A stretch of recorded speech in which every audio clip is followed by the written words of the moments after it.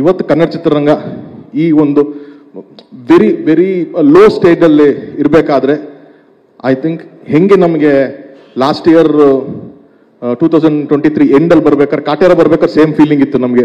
ಅಯ್ಯೋ ಈ ವರ್ಷ ಏನು ಅಂಥದ್ದು ಆಗ್ತಿಲ್ವಲ್ಲ, ಕಾಟೇರ ಬಂದು ಒಂದು ಕಿಕ್ ಕೊಡುತ್ತೇನೋ ಅಂತ ಆ ನಂಬಿಕೆ ಮೇಲೆ ರಿಲೀಸ್ ಮಾಡಿದ್ದು. ಸೇಮ್ ನನಗೆ ಫೀಲಿಂಗ್ ಬರ್ತಾ ಇರೋದು ಈಗ ಈ ಭೀಮಾ ನೋಡ್ಬೇಕಾದ್ರೆ. ಮತ್ತೆ ಇಂಡಸ್ಟ್ರಿನ ಕೈ ಹಿಡಿದು ಮತ್ತೆ ಒಂದು ಕಿಕ್ ಕೊಡುತ್ತೆ, ಇಲ್ಲಿಂದ ಒಂದು ಲೆವೆಲ್ ಮೇಲ್ ತಗೊಂಡ್ಬರುತ್ತೆ ಈ ಸಿನಿಮಾ ಅನ್ನೋ ನಂಬಿಕೆ ನನಗೆ ಈ ಸಿನಿಮಾ ಮೇಲಿದೆ.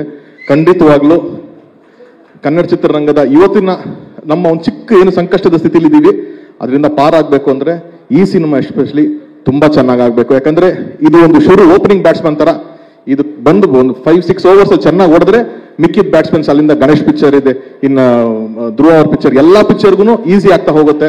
ಆರಾಮಾಗಿ ಮ್ಯಾಚ್ ಗೆಲ್ಬಹುದು ನಾವು ಈ ವರ್ಷ 2024 ಆರಾಮಾಗಿ ಗೆಲ್ಬಹುದು. So Viji, all the very best. And ನನ್ನ ಕಡೆಯಿಂದ ಪ್ರೊಡಕ್ಷನ್ ಅಲ್ಲಿರುವಂತಹ Jagadish sir and Krishna sir, ಒಂದು ಅದ್ಭುತವಾದ team. So thank you very much. ಒಳ್ಳೆದಾಗ್ಲಿ ಎಲ್ಲರಿಗೂ. ಇನ್ವಿಟೇಷನ್ ಕೊಡಪ್ಪ.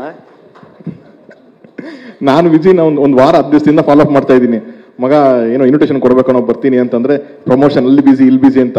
ಕೊನೆಗೆ ಲಾಸ್ಟ್ ಹಂಗೆ ಅಗ್ರಿಮೆಂಟ್ ಆಗಿದ್ದು, ನೀನ್ ಬಾ ಸ್ಟೇಜ್ಗೆ ಬಂದ್ರೆ ಇಸ್ಕೊಳ್ಳೋದು ನಾನು ಅಂತ ಅಂದ್ಬಿಟ್ಟು ಅಂತ. ಕೊಡಪ್ಪ. ನನ್ನ ಮದುವೆ 10ನೇ ತಾರೀಕು 11ನೇ ತಾರೀಕು ಮಿಸ್ ಮಾಡದೆ ಬರ್ಬೇಕು ಮಗ. ಸದ್ಯ ರಿಲೀಸ್ ದಿನ ಬರ್ತಾ ಇಲ್ವಲ್ಲ ನೀನು? ನೀನ್ 9ನೇ ತಾರೀಕು ಸಕ್ಸಸ್ ಮೀಟ್ ಎಲ್ಲ ಮುಗಿಸ್ಕೊಂಡು ಆರಾಮಾಗಿ 10ನೇ ತಾರೀಕು ಬಂದು ವಿಶ್ ಮಾಡ್ಬಿಟ್ಟು ಹೋಗು. Thank you. ಇಡೀ ಕರ್ನಾಟಕದ ಜನತೆ, ಎಲ್ಲ ಮನೆಯವರು, ಎಲ್ಲರ ಮನೆ ಆಶೀರ್ವಾದ ಇವ್ರ ಮೇಲೆ ಇರಲಿ. ನಿಮಗೆ ಒಳ್ಳೇದಾಗಲಿ. ಅಡ್ವಾನ್ಸ್ ಹ್ಯಾಪಿ ಮ್ಯಾರಿಡ್ ಲೈಫ್ ಮಾ. Thank you very much. ಈಗಲೇ ಹಬ್ಬದ ಸಂಭ್ರಮ ಕಾಣಿಸ್ತಿದೆ ಸರ್.